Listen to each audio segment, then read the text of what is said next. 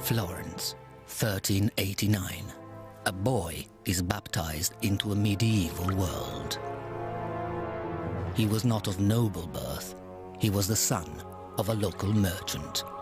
His name was Cosimo de' Medici.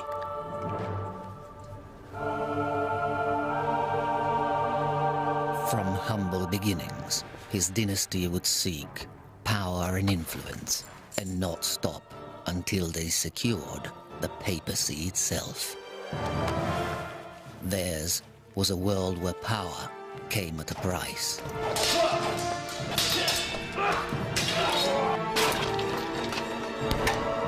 Intrigue, murder, assassination, and war. But the city of Florence was also a cauldron of creativity. And for the greater glory of the family, the Medici would protect and pay for the greatest artists and thinkers of their age.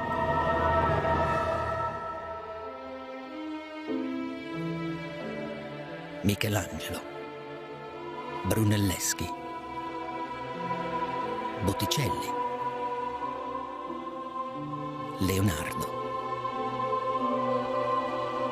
Galileo. An explosion of ideas which would shatter the medieval world and resonate through the centuries in a single phrase. Rinascimento, rebirth, renaissance.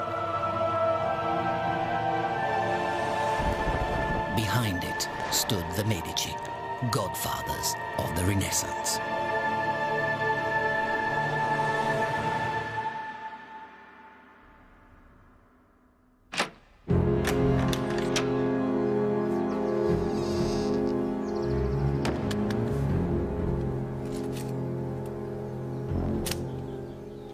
At the dawn of the 15th century, an illicit trade had begun.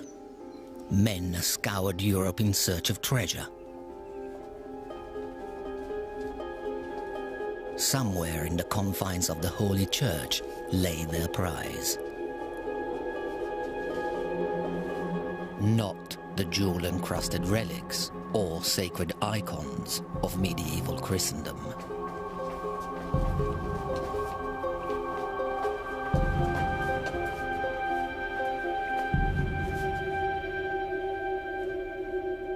Nor were they seeking to loot the bodies of the dead, victims of war and plague.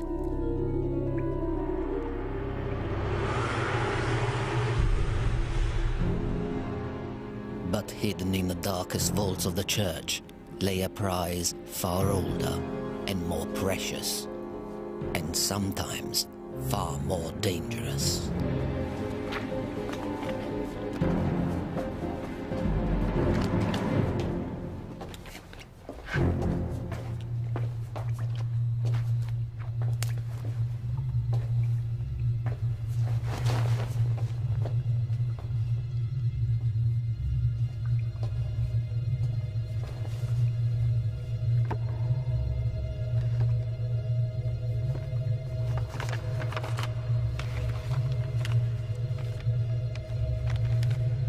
What these men were really after was knowledge. Cosimo de' Medici and his friends were searching for lost secrets from the ancient world.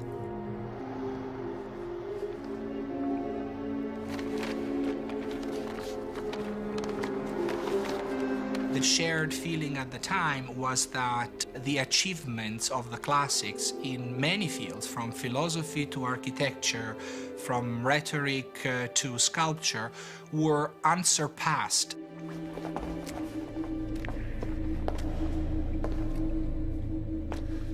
At the beginning, it was just sort of fun to dig up old sculptures or interesting to discover lost manuscripts in faraway monasteries and bring them down and read them.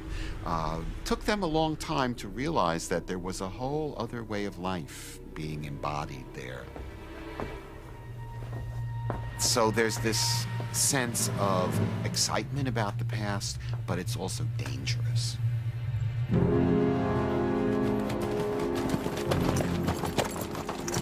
From across Europe, ancient learning was carried back to Florence, the city of Cosimo's birth.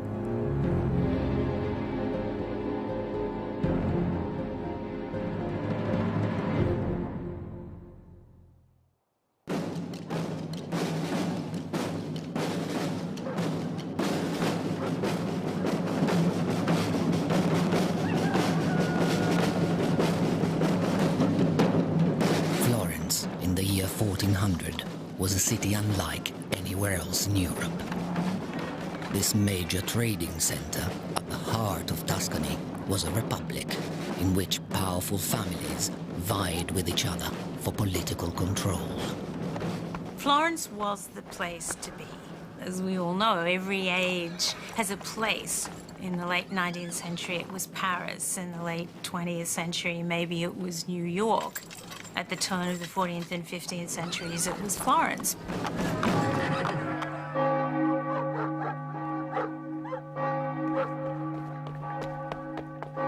In a side street of the main piazza, an ambitious family was trying to make its name. The Medici Bank was a small-scale operation run from the back room of a wool shop.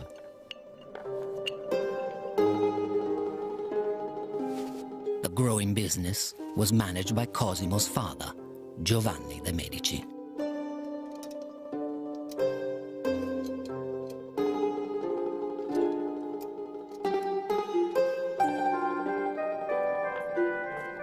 Giovanni had risen from rural poverty through a combination of aggressive salesmanship and financial caution.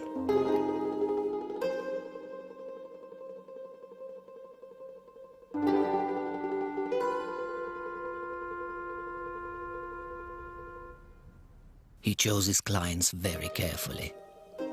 It wasn't just profit he valued, it was loyalty. This is a society in which, for your guarantees of protection, you look to a man, and he is your patron and you are his client, and all the other people associated with him are your friends, so that you can achieve almost anything with this web or network of friends of friends. Baldassare Cossa was a former pirate who had embarked on an alternative career in the church. Now he had ambitions to enter the Vatican, even to become Pope himself.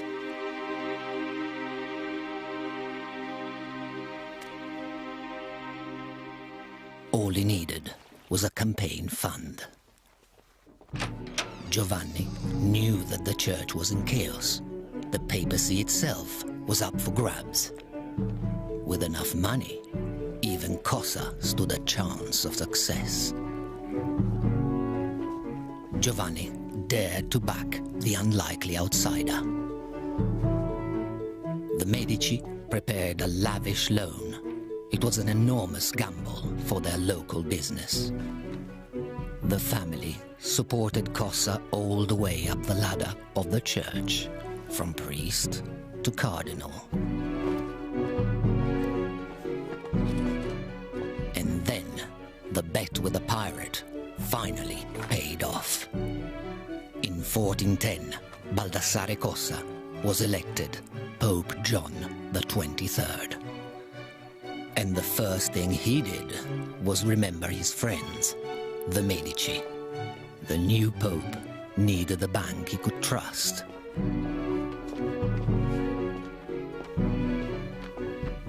Giovanni and Cosimo completely control the papal account. They become known as God's bankers. That's what the Medici becomes known as. And also, of course, they get that account over all the other big Florentine families. So they've made it. They've finally arrived. With their sudden leap in status, the Medici joined an elite group of powerful Florentines. But, like all the leading families of the day, they would become transfixed by their city's humiliating failure. For over 100 years, a great, unfinished cathedral had loomed over Florence. The original planners had been overly ambitious. They had meant to build the largest dome in the world, and they had failed. The cathedral, more than any other building of any nature in a medieval and Renaissance city, represent the symbol of the identity of the community. And having the project not completed was a sort of mutilation. And without a dome, you don't have a sacred building.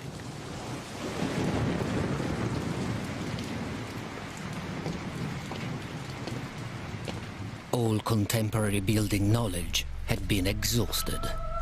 Now, the city looked for fresh ideas from a new generation.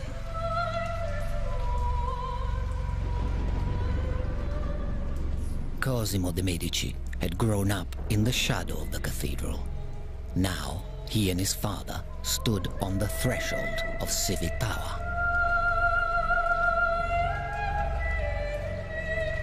Perhaps they could apply their enterprising spirit to the greatest problem of the age, and in the process win glory and power for the Medici family.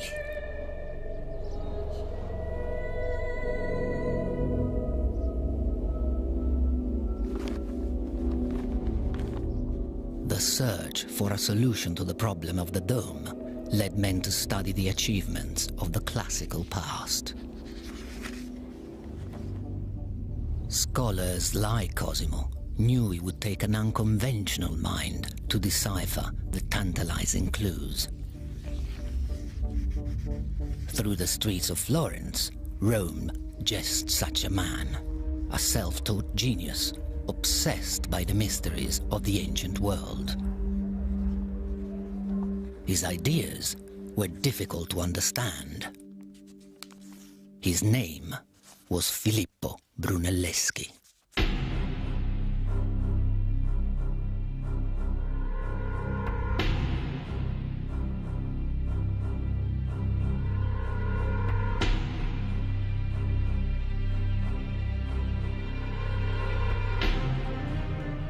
I think that the G word of genius is something that people are reluctant to use these days, but I think is very applicable in the case of Brunelleschi. However, maybe like many geniuses, he wasn't someone you would necessarily want to know. Brunelleschi's style was unorthodox, and it gained him few friends. He was in many arguments with the so-called city fathers. On one occasion, he was actually carried out of the main government palace forcibly because he'd lost his temper and apparently he'd insulted people and they were not going to be insulted and they threw him out.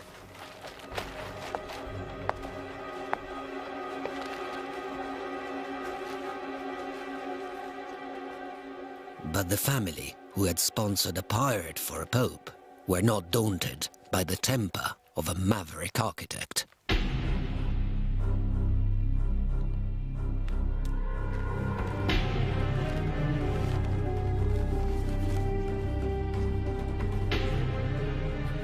In the Medici, Brunelleschi had found patrons willing to gamble on his judgment. Brunelleschi's vision would resurrect forgotten concepts of the past. And in 1419, a new orphanage in Florence became a showcase for his ideas and for Medici ambition. Brunelleschi was using the classical orders of architecture, something that hadn't been used in over 1,000 years. And the people of Florence were so amazed by this that it's said that they gathered on the building site, much to the inconvenience of the workmen, and actually watched this happening because they simply hadn't seen anyone build in that style before.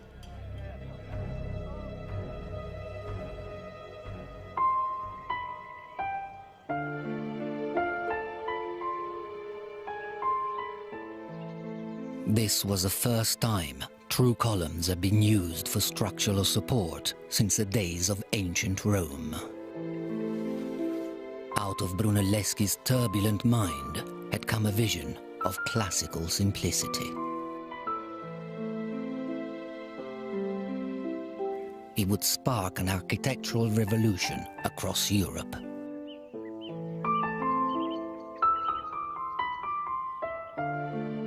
Innovation and ambition went hand in hand. And for the Medici, this was only the beginning. Brunelleschi was the house architect. They were very close. There was a clear fit between what Cosimo wanted and what Brunelleschi could give him. And it very much was about recreating a great classical city on the lines of Rome.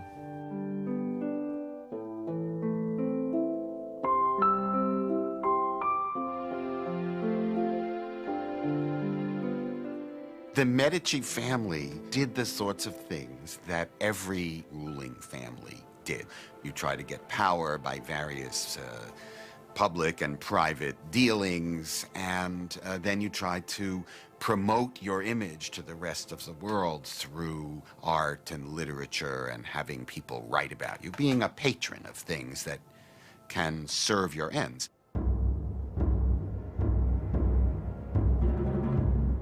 With the backing of the Medici, Brunelleschi now set his eye on the problem of the dome, the greatest challenge in Florence.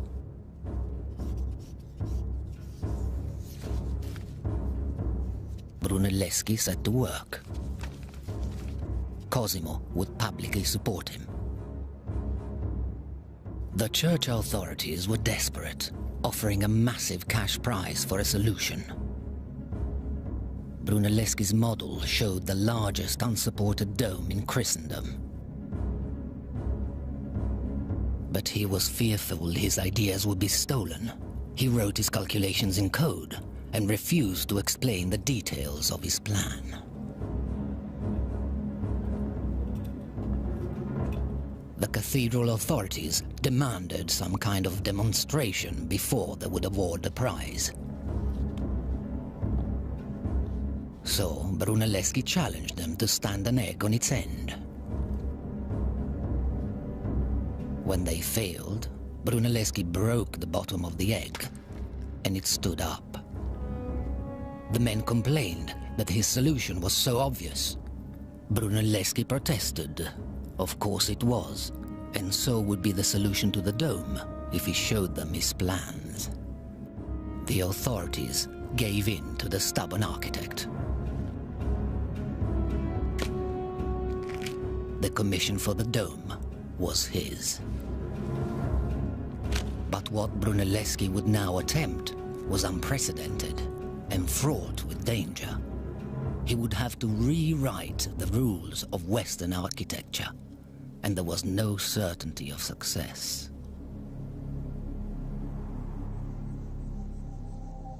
For inspiration, Brunelleschi turned to the greatest civilization of the ancient world. And in Brunelleschi's wake came Cosimo, the papal banker, anxious to see things for himself. In ancient Rome, men had constructed architectural marvels. Buildings such as the Pantheon, the House of the Gods, the largest freestanding dome in the world. One of the most fascinating buildings in ancient Rome was definitely the Pantheon. It was one of the most fascinating buildings in the collective imagination of the Western world for a long time. It was really something to be absorbed and assimilated in order to appropriate the techniques of the building, but also the spirit that the dome was expressing. Brunelleschi saw valuable clues in the Pantheon's design. He wanted to discover not only the proportions of it, but also the nuts and bolts of how it was built. What particularly struck the contemporaries was the size of the dome and the fact that it was one of the very few complete domes that had survived from ancient times. The architects of ancient Rome had framed the Pantheon with timber and poured their concrete dome over the top. But there was not enough timber in all of Tuscany to build a scaffold inside Florence Cathedral. Brunelleschi's dome would have to support itself throughout the building process. Even the recipe for concrete had been lost since the fall of Rome. But, through intense study, the Pantheon gave up its secrets to Brunelleschi. He was inspired by its clever double skin. So Brunelleschi used the idea of the Pantheon's strong circle, placing an inner dome within the cathedral's octagonal drum. Sandstone rings would hold the structure together like a barrel. It was an ingenious and completely original idea. In practice, however, Brunelleschi was entering uncharted territory. When Cosimo returned to Florence, work on the dome had begun.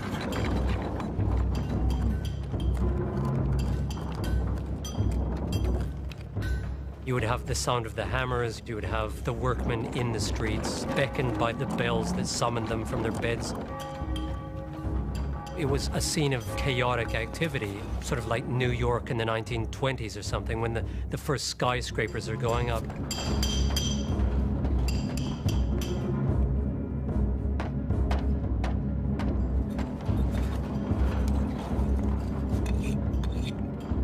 Brunelleschi came fresh to building sites with his own ideas.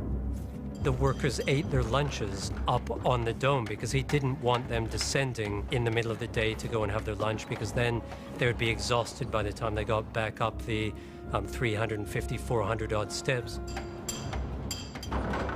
But he also served wine to them because that was really the drink that you had in Florence, much safer than water. But he did make certain that your wine was diluted. You put a third part water in, which was the drink that was given to pregnant women at the time. But as Brunelleschi's dome began to rise, the health of Cosimo's father began to fail. Giovanni de' Medici knew the dangers that lurked in the streets of Florence. Although rich, he had taken pains to retain an aura of modesty. A man who rode on a mule did not invite attack.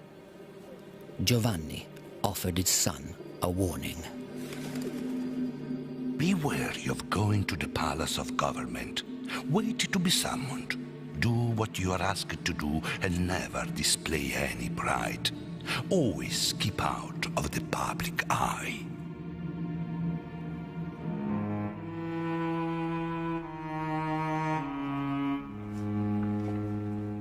In 1429, Giovanni de' Medici died. The city of Florence mourned a modest patron. But Cosimo de' Medici had lost his guide and mentor.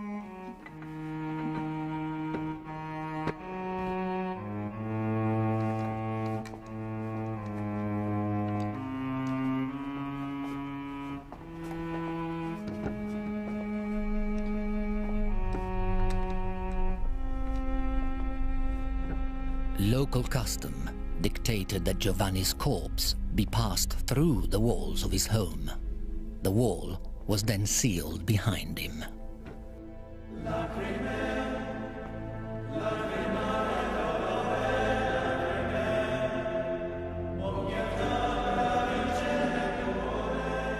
Giovanni was laid to rest in the church of San Lorenzo, rebuilt by Brunelleschi along classical lines.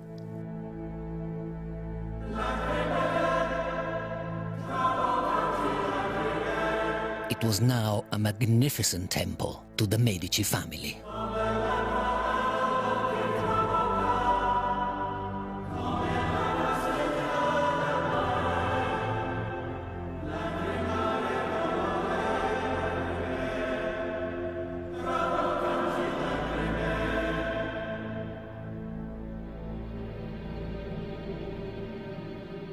Giovanni's death cast a shadow over the future of the family.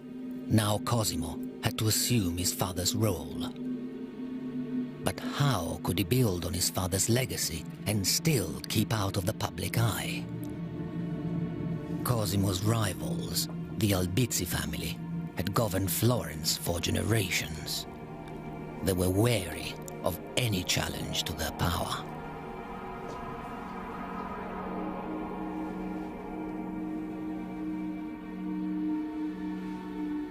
If the Medici and their followers have more authority, the Albizzi and their followers have less authority.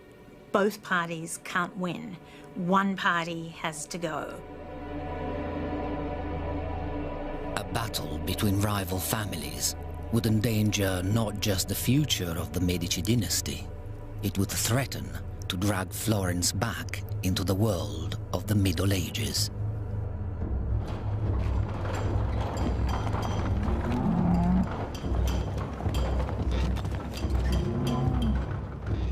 Meanwhile, Brunelleschi also tried to escape the limitations of his age.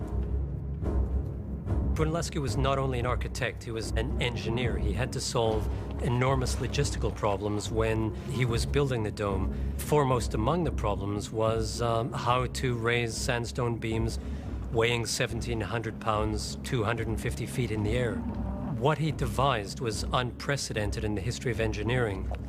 Oxen had great strength, great stamina, but you could not make them walk backwards for more than a few steps.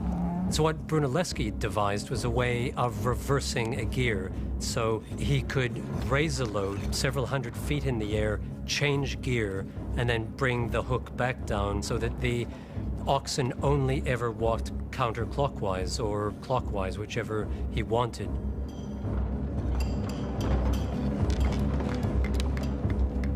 But there was still no guarantee that Brunelleschi's intricate design would stand up. The city of Florence was nervous, and no one more anxious than Cosimo. His patronage of Brunelleschi was well known. Nothing could please Cosimo's enemies more than to see Brunelleschi fail.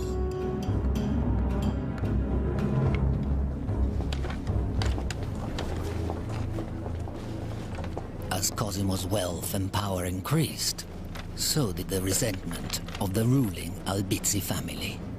They were losing their grip on the government of Florence.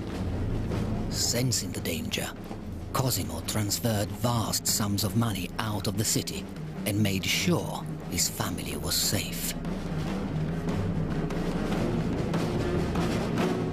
Florence is always constructed around large, powerful families. They run the city. So for families like the Albizzi, for the Medici to suddenly get ahead in this way is absolutely devastating. And so this is a crucial moment where the infighting gets actually quite nasty.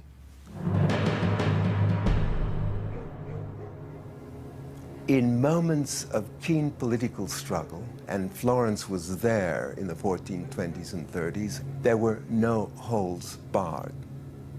You bribed, you killed, you intimidated in order to win friends and influence people. On the 7th of September, 1433, Cosimo was summoned to the Palace of Government.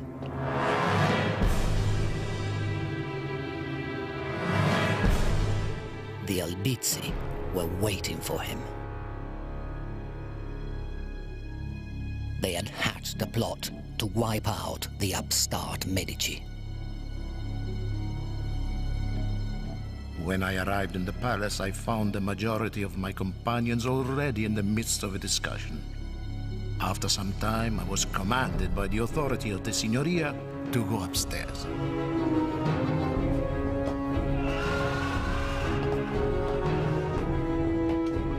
Cosimo was now in grave danger. Even the family's trusted consigliere had been tortured to uncover evidence against the Medici.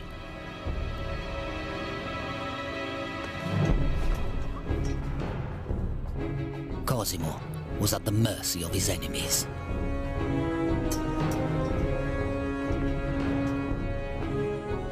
I was taken by the captain of the guard to the cell known as the Barberia.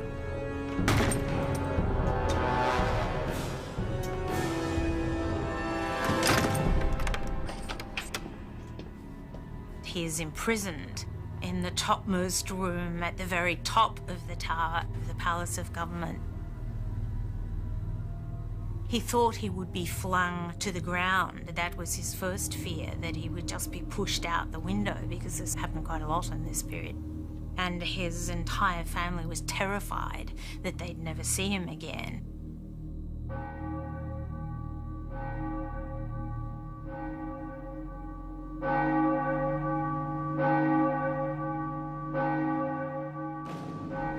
But in a republic, not even the Albizzi could dictate the fate of a citizen of Florence. They had to have the consent of the people. A referendum was called to decide Cosimo's future. The Albizzi hired soldiers to guard the piazza. Cosimo's friends were physically barred.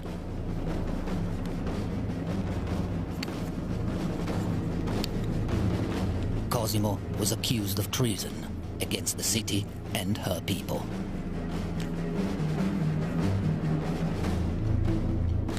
A vote was taken.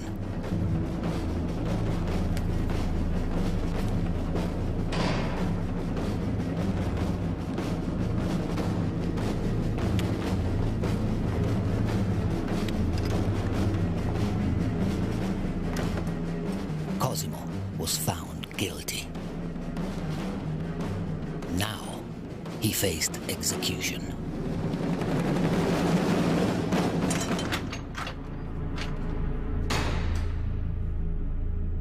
But Cosimo had friends, even in the enemy camp. From his cell, he engineered a secret negotiation for his life. Money talked, and Cosimo walked. Probably the reason why his life was spared was because, as he says in his own memoir of the event, that he paid his jailers a hefty bribe to let him out. They were not very bold. They could have had 10,000 or more for my safety.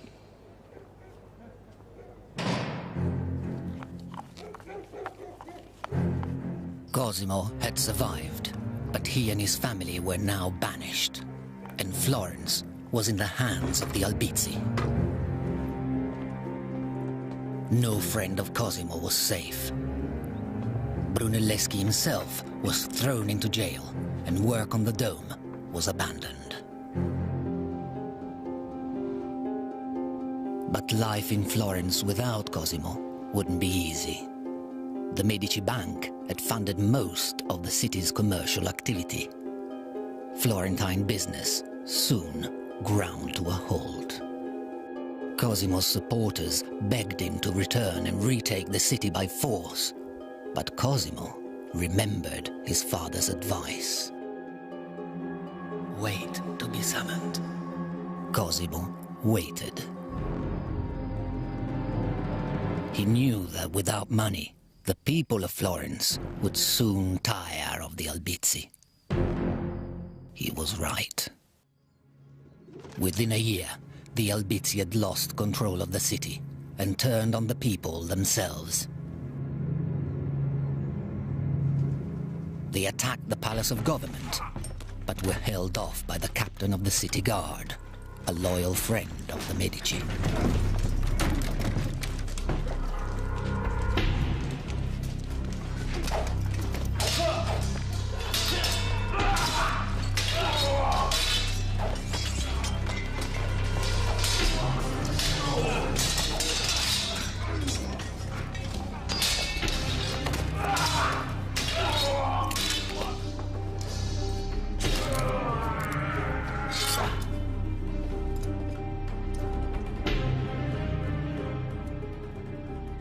But Cosimo had even more powerful friends. Agents of the Pope descended on Florence. This time, the Albizzi had gone too far. Cosimo's exile was now over. At sunset they bid us come, and we set forth with a great following. The people crowded the piazza, and in the palace were many armed men for security. When Cosimo was offered control of the city of Florence, he modestly accepted.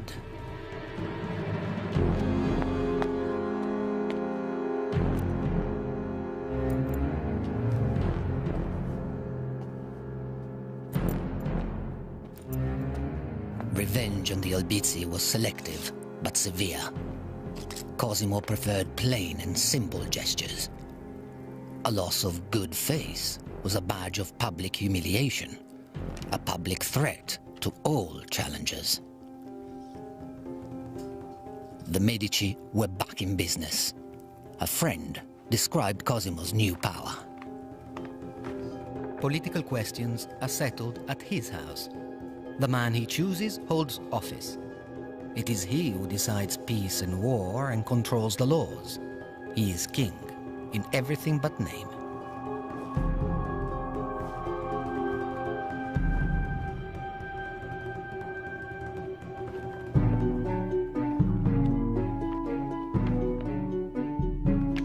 Money began to flood back into Florence.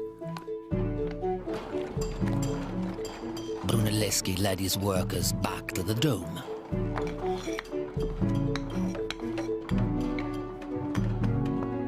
And the Medici Bank continued to grow.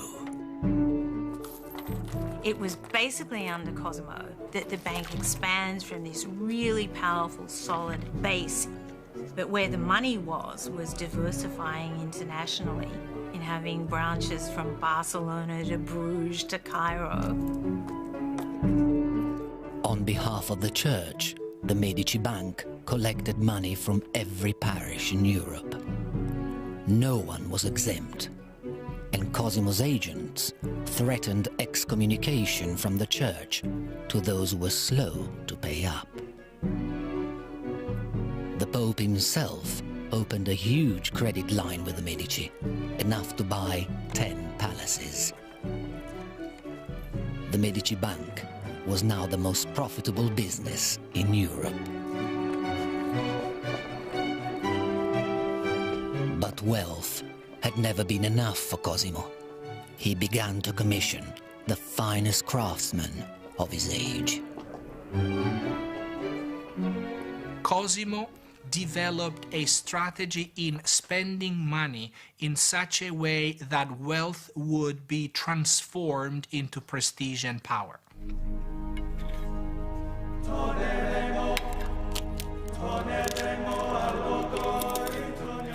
Cosimo de' Medici became the most sought-after patron in Florence. Cosimo spent 600,000 golden florins in patronage, which is 6 times the total state entry for 1 year. Patronage is great for the production of art, but totally irrational from an economic point of view. Patronage is a political strategy.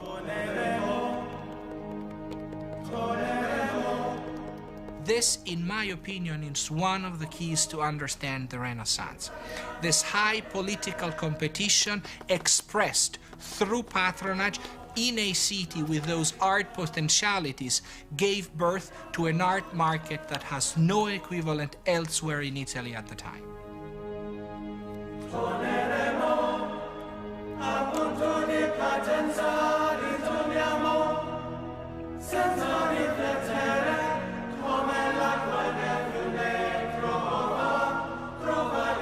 Why the artist needs the patron is very simple. There are no public art markets in the Renaissance as we have today. You didn't make art and then put it in the shop window and wait for someone to buy it. You only made art when somebody commissioned it from you and paid you for it more or less in advance. But sometimes, as Cosimo discovered, payment alone didn't guarantee results. He had particular problems with the wayward monk and artist Filippo Lippi. Lippi was put into the monastery because he was an orphan, not because he asked to go into the monastery, and he really wasn't suited for that kind of life. He was always breaking out and chasing after women and this sort of thing. One of the things that Cosimo understood is that you get better work out of people when people are happy. So rather than yelling at them and being imperious and demanding and holding them to the letter of every little contract, you might get better work and more reliable work if you treated them like human beings who have other needs and have another life. Cosimo didn't care. If you show up for work and you do what we've commissioned you to do, you can do anything you want on your own time. Cosimo tolerated his temperamental artists because of their talent, and their talents were now widely recognized.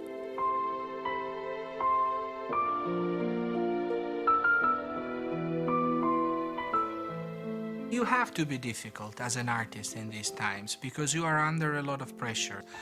70% of the Renaissance artists were active in Florence at the time. Though there are a lot of patrons, there is a lot of money available, not all of the projects would grant the same kind of dignity and visibility to the artist, who has to self-promote himself and who has to achieve certain standards of credibility and fame in order to be able to be put in charge of the best projects. The man working on the best project in Florence was Filippo Brunelleschi, and he continued to break boundaries of conventional understanding. He simply saw the world as no other man had. In 1434, Brunelleschi unveiled a new technique that radically changed Western art. He invented perspective. Brunelleschi developed linear perspective, which allowed pictures to create the convincing illusion of a three-dimensional space, where Gothic art is primarily flat, to represent objects as three-dimensional, rounded, solid forms, imitating the appearance of the natural world. Perspective revolutionizes everything. It revolutionizes art, but then, of course, it revolutionizes how we see completely. It creates a modern way of looking, but it begins in the 15th century, and it very much begins under Cosimo with Brunelleschi. Cosimo had broadened his circle of radical friends. Amongst his favorites was a notorious sculptor, Donatello. Cosimo had a kind of fondness for Donatello. They really were very close friends. He used him for a lot of projects, but it was closer than that. It was really a kind of personal loyalty. But Donatello's talent came at a price: his violent temper. He was known to smash his own creations rather than to sell to an unappreciative client. There were incidents where Donatello would be snubbed by other people, or snide remarks would be made. And Cosimo went out of his way to show that he was still friends with Donatello and that he didn't care about these sorts of minor personal matters, that this was basically an honest, upright, talented individual who deserved to be treated with the utmost respect. Cosimo was one of the few friends Donatello trusted, and Cosimo had commissioned a truly radical work of art. Donatello's David was one of the most revolutionary works of art in the 15th century because it was the first time since the ancient Romans that anyone had tried to make a freestanding bronze sculpture of a nude man. The helmet that's on the ground that David is standing on with Goliath's head in it as a symbol of victory has a long feather attached to the helmet that goes all the way up the thigh of the David, and you can read that as a kind of erotic caress.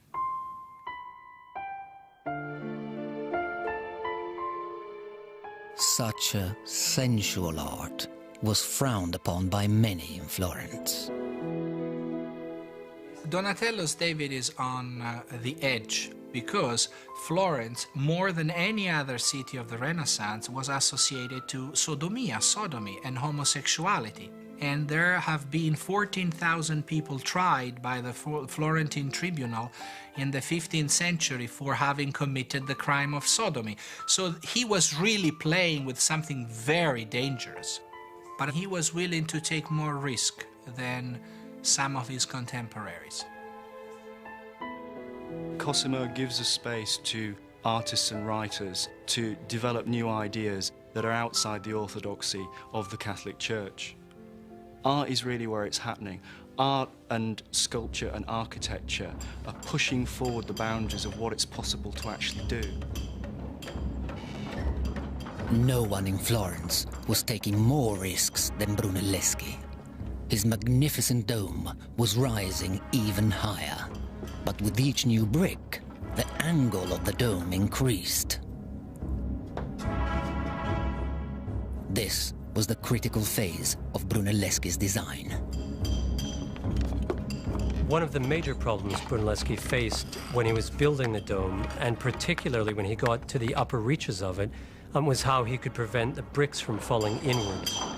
What Brunelleschi did was to insert bands of vertical brickwork to tie the horizontal courses to these vertical ones, which were keyed to courses 5, 6 rows beneath that, where the mortar had dried. Brunelleschi's herringbone design was untried and untested. The slightest miscalculation could result in catastrophic failure. It would have been a disaster, but I would say not as much a disaster in terms of not completing an architectural project, but a disaster in failing in producing the most grandiose symbol of Florentine pride ever.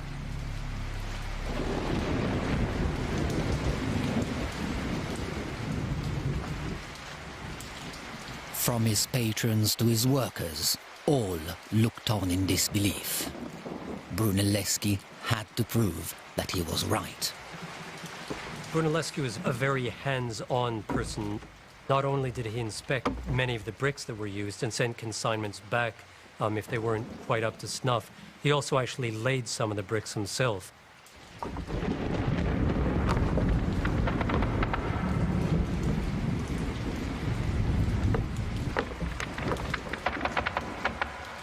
The workers weren't certain at all that this was a viable proposition to lay these on an inward curving vault.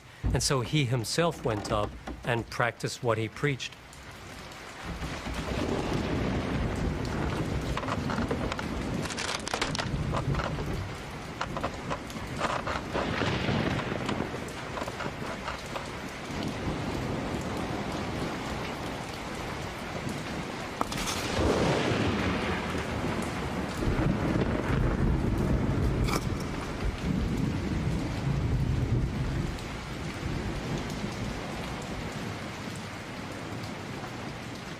The genius of Brunelleschi had defied all doubt and danger. And in 1436, Brunelleschi, who has been keeping the faith all this time, that he could build that dome without aid of scaffolding or any other visible support, has brought, as he writes in a little poem he wrote, this miracle to pass. Hallelujah, hallelujah, hallelujah, hallelujah, hallelujah. This great achievement had mirrored the rise of the city's most powerful family. And now it towered majestically over the city of Florence, the greatest architectural feat in the Western world.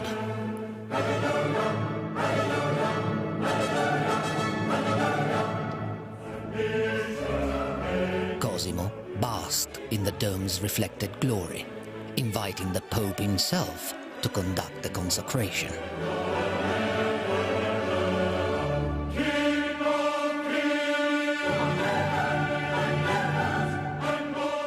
If Cosimo could have looked into the future, he would have seen the story of the Renaissance unfold on the ceiling of the dome itself.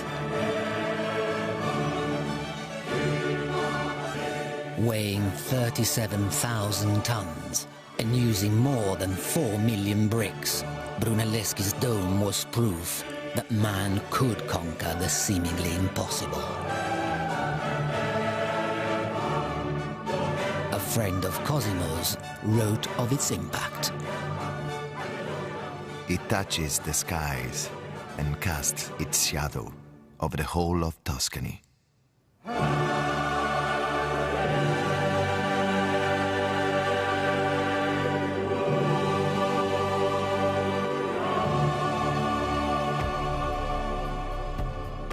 Cosimo was quick to capitalize on the triumph. He planned a dazzling international spectacle, the Council of Florence.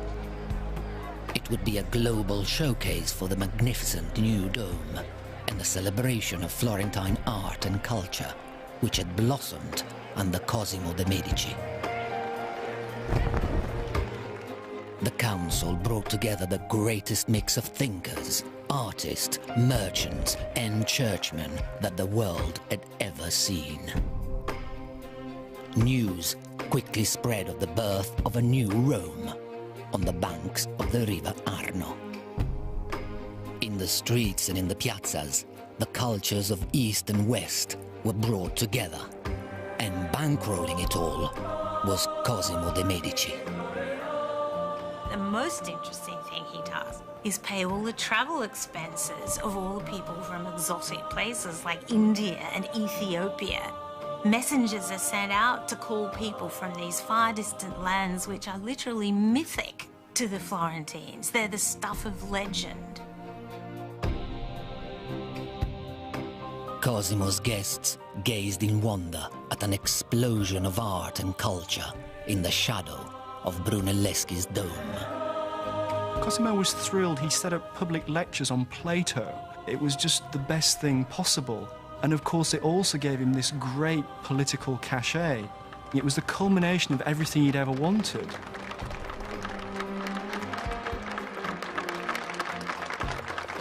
Cosimo is now the great intercessor for the Florentine people. He truly is their patron, their godfather in every sense.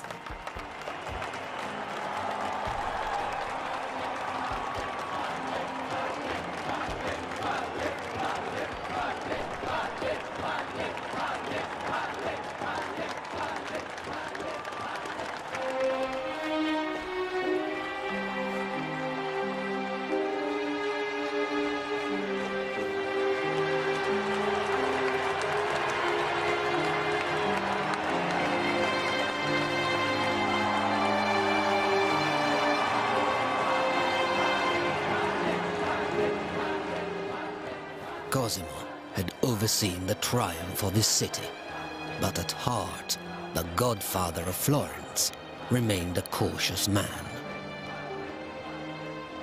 I know the humors of my city.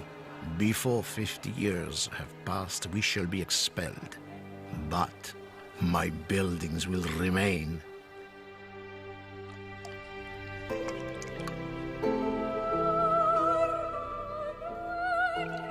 In his final years, he baptized and then buried both a son and a grandson. On Cosimo's death, in 1464, the city of Florence declared him Pater Patriae, father of the fatherland. But who was left to lead the Medici?